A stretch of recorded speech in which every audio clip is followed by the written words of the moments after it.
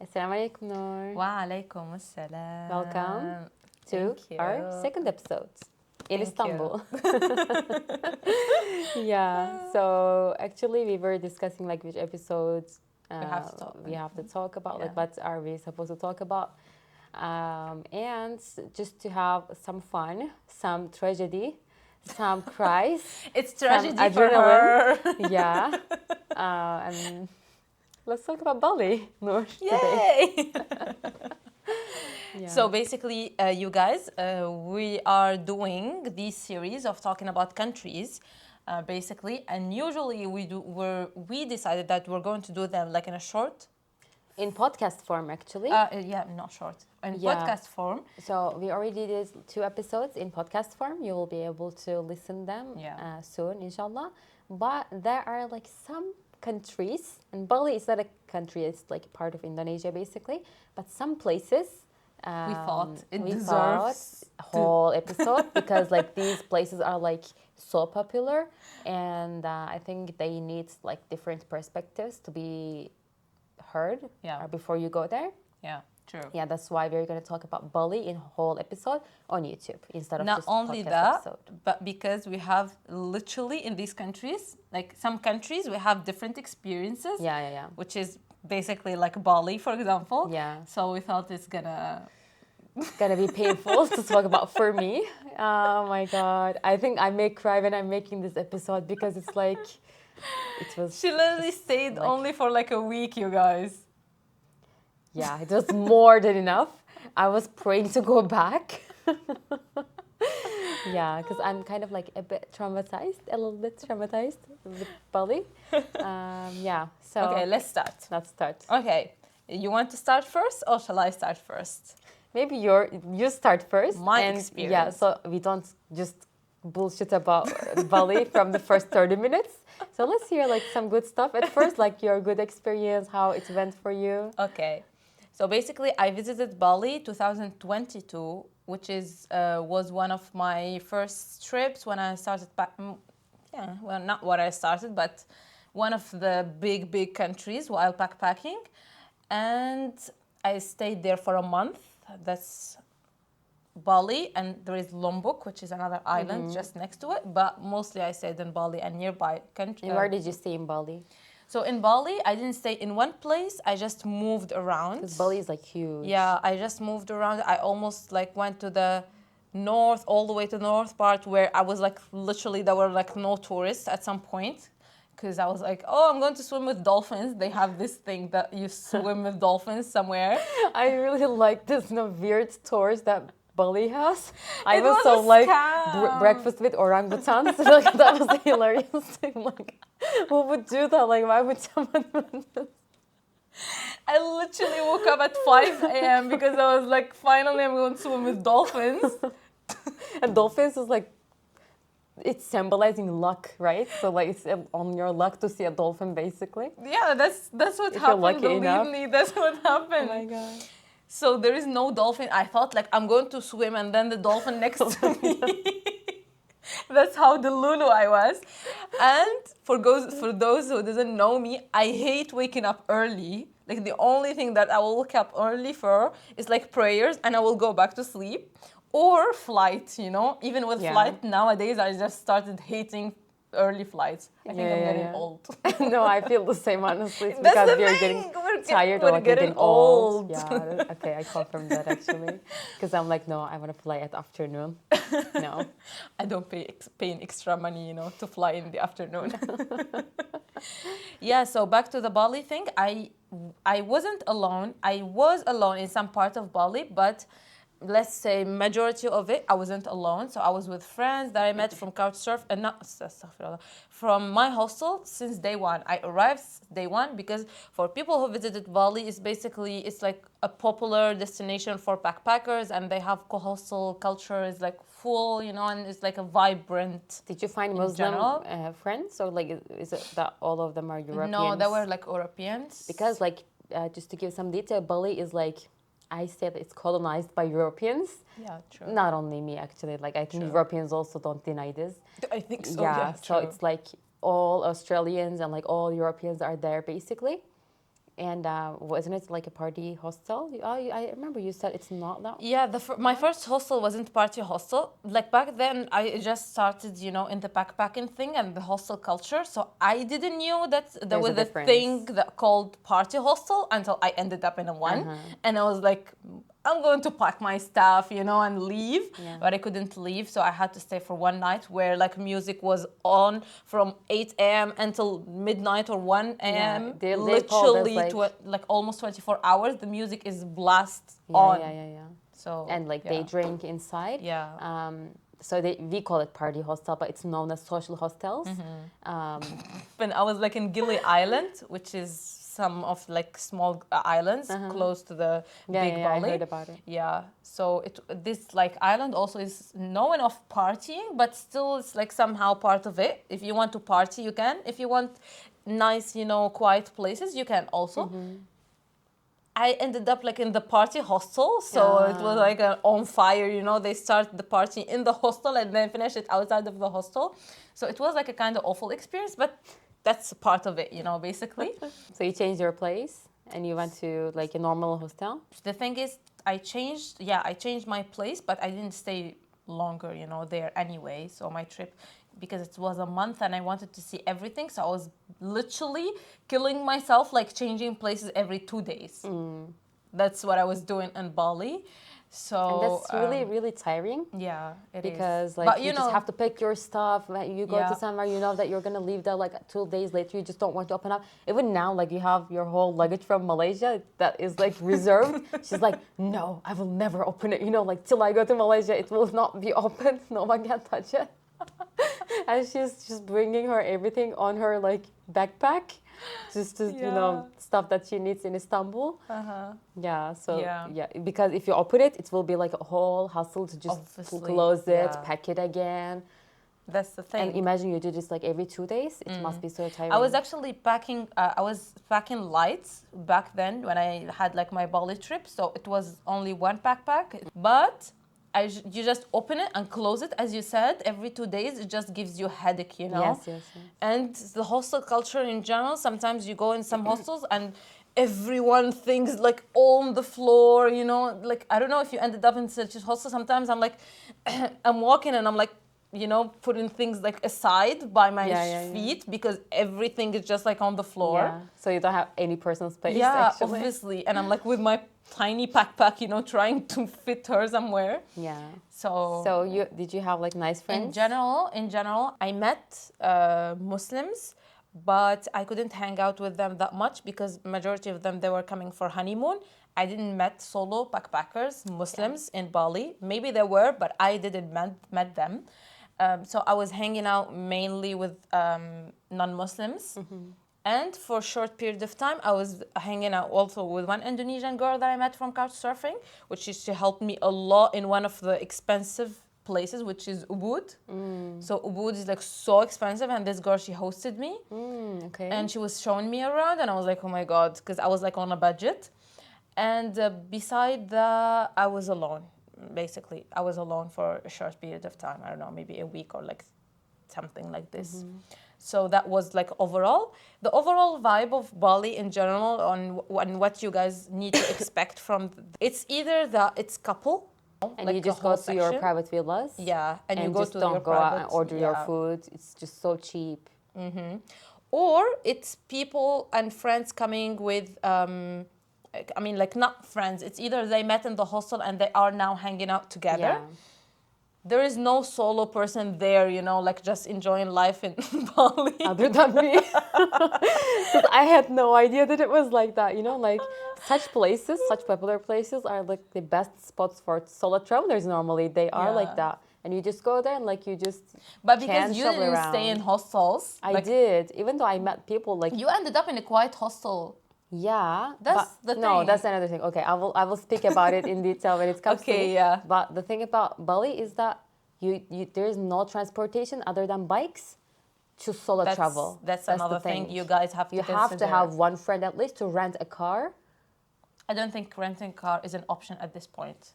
Yeah, because of the because traffic. it's like traffic. So bad. The roads are so tiny and it's like overpopulated the island to the point that you will end up in traffic. Even with the motorbike, you will end up in traffic. You know, 5 minutes ride will take you literally 20 minutes. That was when I visited. Like now, I heard from my friend that it's worse. Yeah. Do you manage the transportation there as a solo traveler because you were alone as well? I was driving bike. Yeah.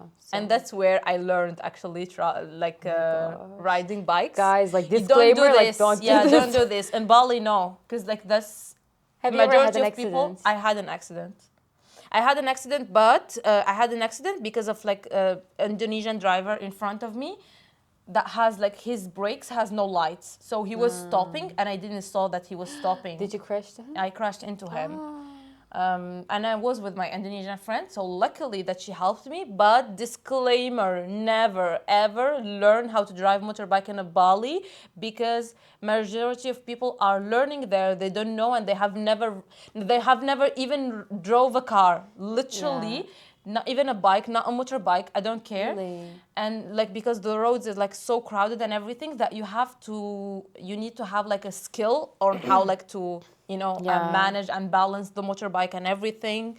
That's number one. Number two, there is a lot of scammers in Bali when it comes to rent a motorbike. So they rent you motorbikes that the brakes might be not working good. Oof. Yeah.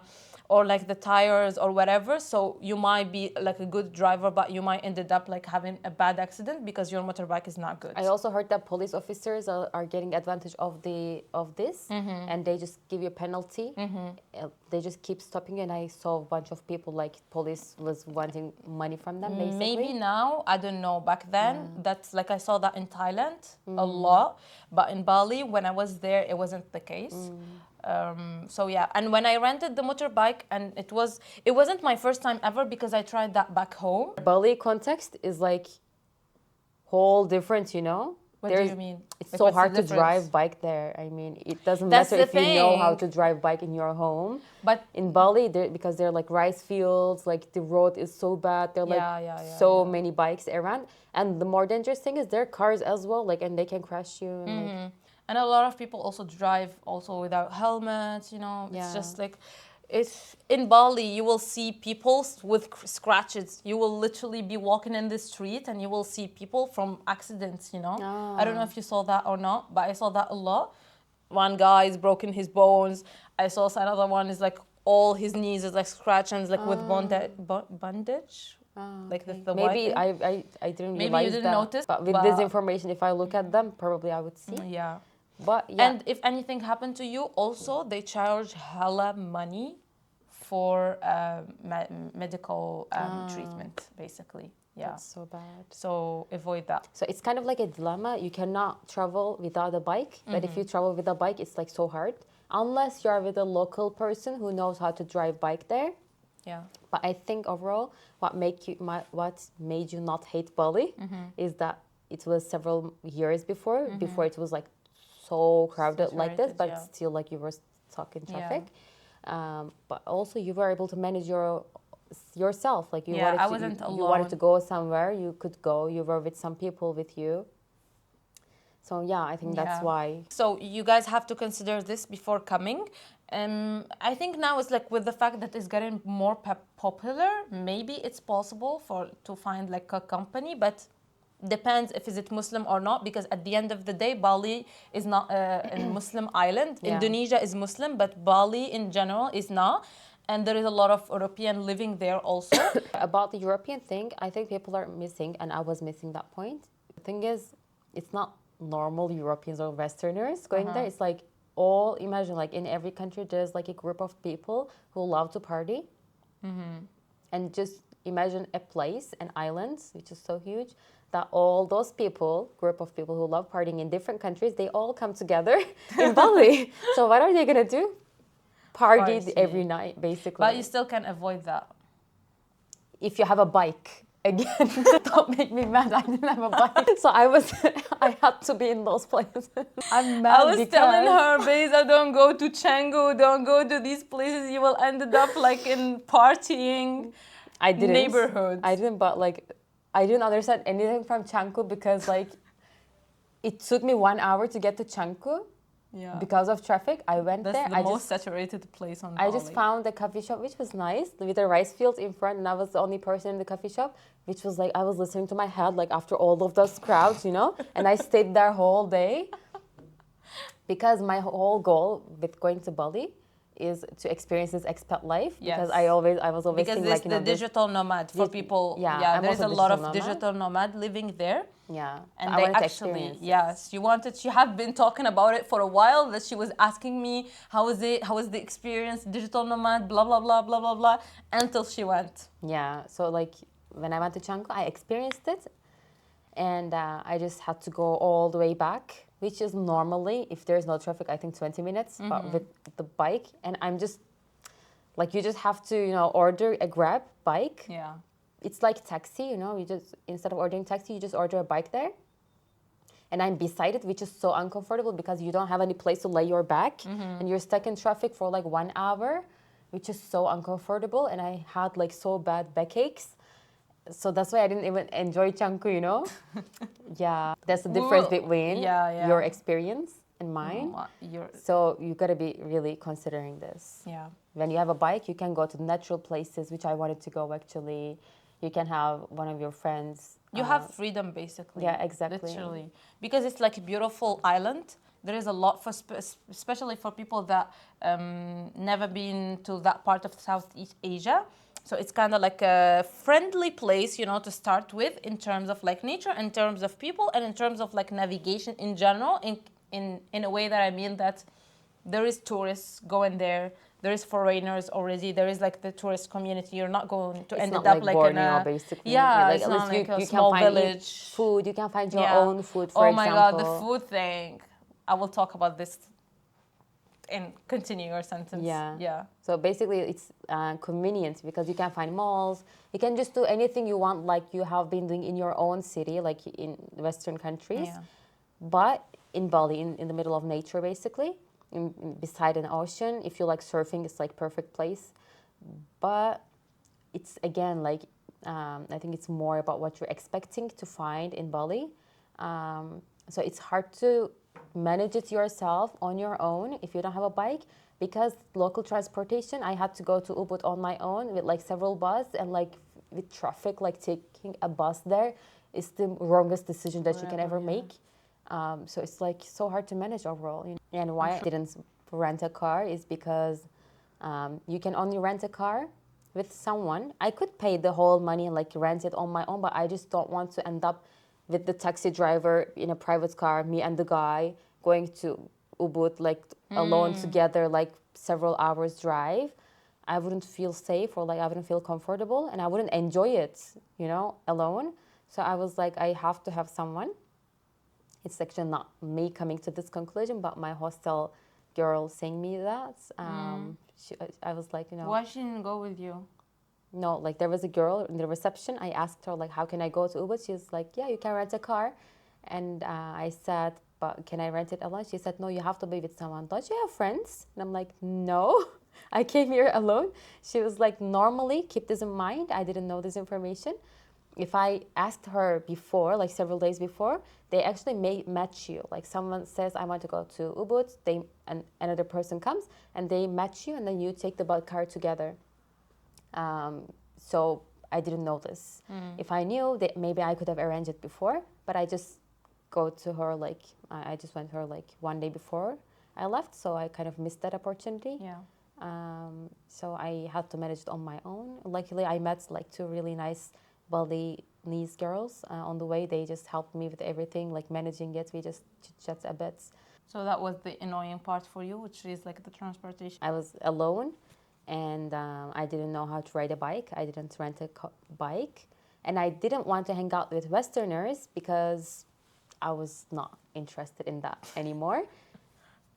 Okay, so I don't offend anyone, but I feel like they were two young spirits for me. Yeah. Because now I'm in a mood like, I want to, listen to my head, grandma nature, grandma vibes. But these girls are like, Australian girls, like backpacking, 19 years old, 18 years old. They're like so energetic and like they want to party like all the time. And again, like coming to the same point, you know, it doesn't feel like you're a Muslim company, you know? You still feel how they look at you sometimes. Even, yeah, mostly. Yeah. Sometimes you can click with some people. But I think Bali is a hard place to find that. I could say. What about the food? How was your food experience? So for me, actually, it was the struggle for me. It was food. Really? Yeah. Because in my mind, I'm like, I came here to Indonesia to experience Indonesia, not to eat acai bowl and like granola bowl and milkshake. I'm like, I left that in my country, you know? I didn't expect you to struggle with these things. I thought you were struggling with Indonesian food. No. You were struggling with acai bowls. Yeah. Granola. Like, and it costs a lot, you know, back then. I'm like, I could have that for half price in my country. And I'm like, I just need something. So whenever I was searching all the time for like, they call it warung, you know, something like this in Indonesian. I hope I'm not... what is that? Which is like a family restaurant or like local restaurant in their own language. So I was like in Google Maps desperately in each place I visit, warung, writing that just to find like Balinese food, you know, or anything like that. And I was eating that, you know, and sometimes I go alone because I'm hanging out with like Westerns and they want to eat burgers and pizza and they leave me alone and I leave them alone. And I'm like, whatever. And obviously, because these things like are westernized, so if you're going to eat pizza, you will pay like double price for it. And if for a person that I'm like budgeting, I'm like, why? Rice is not that bad. And actually, like the rice there, like the fried rice is not actually bad because it's spicy to an extent. So for me, it's like, it was good. Yeah, there was a restaurant actually called Sari. What was that? I forgot that, but it's like a purple logo. Soraya, something like this. I'm sure you know, like it's everywhere in Indonesia. I don't know. Which is like a proper restaurant where you can eat fried rice without getting poisons, actually. That's the thing for her. Yeah, and also you have to be like really careful in Bali. I was freaking out about it, alhamdulillah. I left Bali after 1 week without getting poisons. But I was like so careful with everything because I had that experience before. And so I had to be really careful with what I'm eating. But also I don't enjoy Indonesian food because it's like too spicy, too oily. So yeah, I only like that restaurant, halal certified. So that's why we were going to the mall actually. Yeah. Also, there are like some sushi restaurants which are halal. So I was eating sushi in Indonesia. Yeah. No, I'm your typical Western girl, I think. I don't eat like Indonesian food. The only Indonesian food that I eat is like, you know, they have like fried chicken. Yeah. And then they give you rice, which is like not Indonesian, but wow. Indonesian brands. Fruit juice. Does that count? Dragon fruit. That's Indonesian fruit. You know that we have in Malaysia dragon fruit, right? Yeah. So, comfort zone. About the food part, yeah, I mean, like, depends from which country you're coming from, but if you know, like, you have a sensitive stomach in general, I would say stick like Beza, you know, just eat whatever, plain food, and that's it. I was like... Because I saw a lot of people getting poisoned. For me, like, for a month, nothing happened to me. You really ate in these local Indonesian shops that sell like bakso, something like that on the streets? Oh my God. You have like a very strong stomach. I adore it. Mashallah, barakallah. Because I'm like, what I'm talking about is like they literally make chicken balls. Yeah. In the morning, they put it outside, 55 degrees, super humid, and it stays till night. And I'm like seeing people eating that chicken balls, meatballs. How don't they die? Like if I even get a bite, I'll just pass away, you know, in 2 seconds. I was one of these. And she's eating those. I over-budgeted so cheap, by the way. Yeah, to be honest. So cheap. Yeah, that's the thing. And then they're eating like sushi.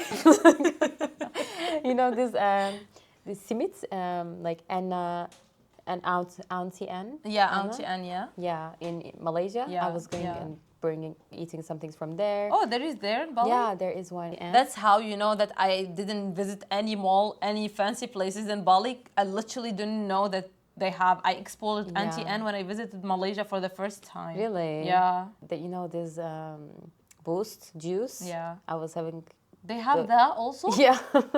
Oh, Yeah, so I was eating those stuff. yeah. I Yeah. wonder what else have they have in that inside of that mall. They have like a Korean pancakes, which was also like quite pricey, but I was like so obsessed with that because of the yellow cheese and it was halal certified.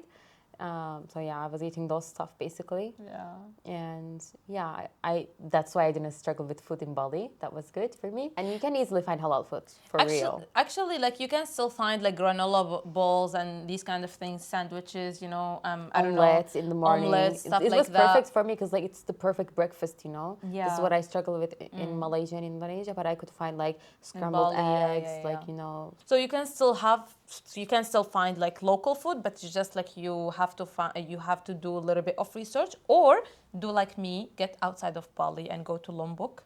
It's such a beautiful It's island. on my bucket list. I really want to go there. It's like Still, Muslim island, by the way. You will feel much more comfortable. and like way cheaper.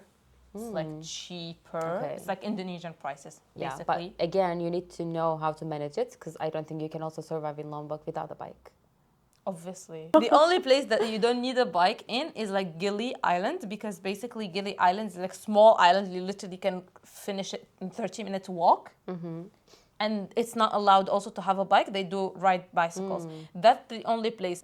Do you think like, would you like to share actually like other reasons why do you think it wasn't like a good experience for you? So mainly it was okay. That's because people like will get surprised because like it's a place that everyone, you know, it's just like I literally heard people saying that it's their dream to go for honeymoon there. Yeah, true. So it's like a dream, you know, for some people. So why it wasn't like the case for you when you went there? Yeah, it's gonna get like, quite vulnerable, and I have to be quite open for this. It's a hard talk, I would say.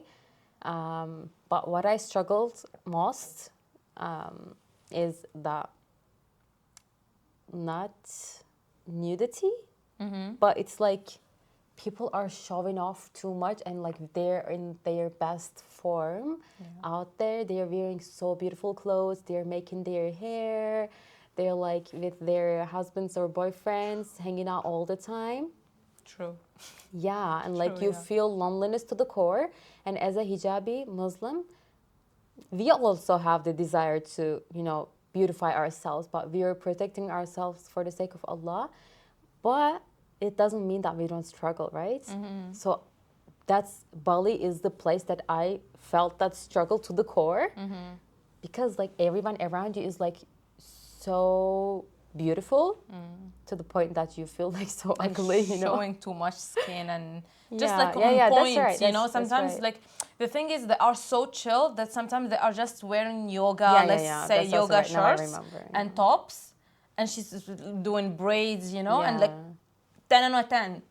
Literally, like for a Bali vibe, she's like 10 out of 10, you know, with her laptop and on the motorbike and everything. But what I was thinking is like, why do I put myself in a situation where I come to question my hijab, you know, where I come to struggle so much with my hijab. So that's why it kind of traumatized me. And alhamdulillah, afterwards, what I did was just, I already planned an umrah after it. It was so refreshing for me after Bali. It was so funny that I'm from Bali, I'm going to Umrah. But I was like, oh my God, yeah, this is what I needed. You know, everyone is wearing abayas around this like abaya Jannah heaven. So yeah, I needed that. Yeah. And like me sharing the struggles, and my married friends who went for honeymoon to Thailand, they're like, oh, but why did you like struggle in Bali? I had my best experience there actually, you know. We just like rented a private villa with my husband. We didn't go out of it at all. We were swimming in the pool all the time.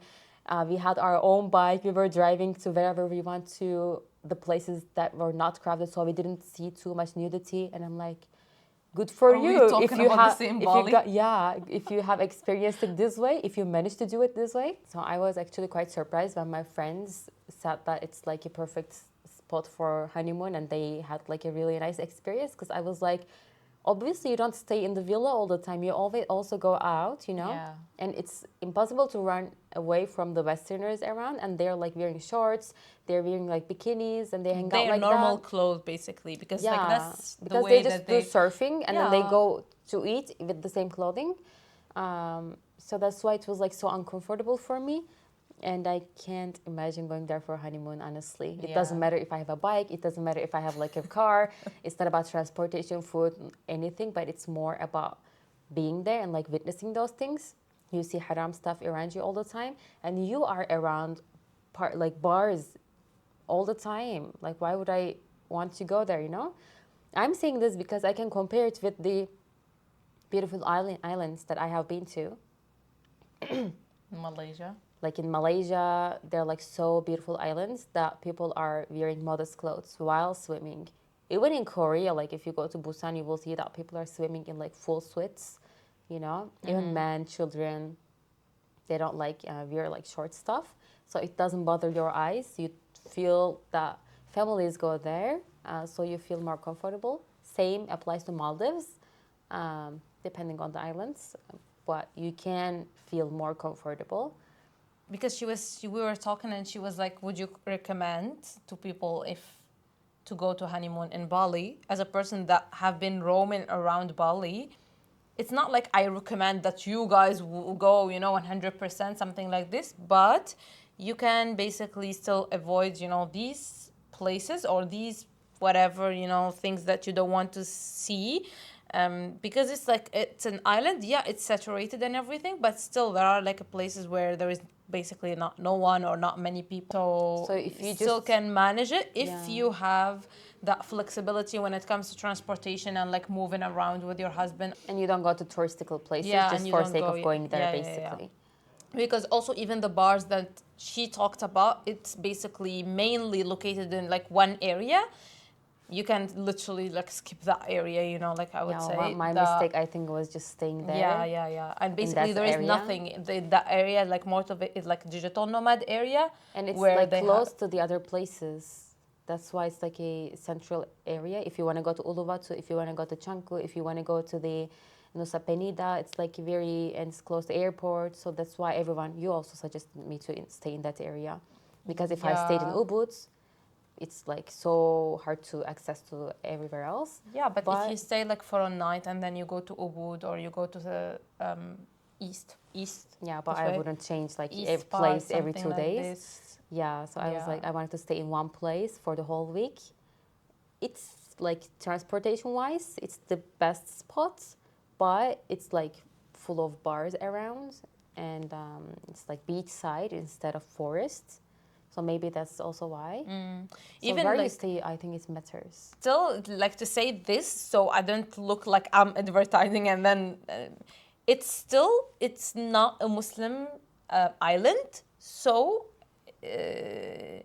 you can still stay in your private places and your own bubble, but it doesn't mean that you're not going to see like Western or non-Muslims wearing whatever they are. We're not hating anyone here. We're just talking from a Muslim perspective. Yeah. In terms of, because yeah, basically, like, even if you try to protect your eyes, they're like everywhere, and like you have to see them. It's the same question. Like, telling myself, why do I put myself in such a situation, you know? Whereas there are islands that I can go. I'm going back to my point. Where people are wearing modest clothes, you know, so that I won't be worried about these things. The other thing that I want to add, I mean, something else, because we're female talking right now.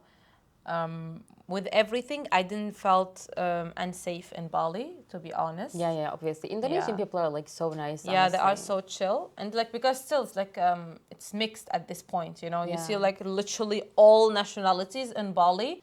You see everyone, every color, every race, you know, everyone is just having their own blend. Yeah. Yeah, that's why it's like so easy to blend in at this Yeah. point, because everyone is just like so different that they are like accepting each other. It's safe, basically. Yeah, yeah, yeah. At least that's what I had for a month. It was really safe in general. Yeah, exactly. So let us know about what you think about your Bali experience, what you have gone through, and if you want to go there, why you want to go there. So let's And make if you in have comments. any question as well. Yeah, exactly. And let us know if you would like us to talk about some other specific destinations. We already have like a list, but we would like to prioritize what you want to hear first. So let us know.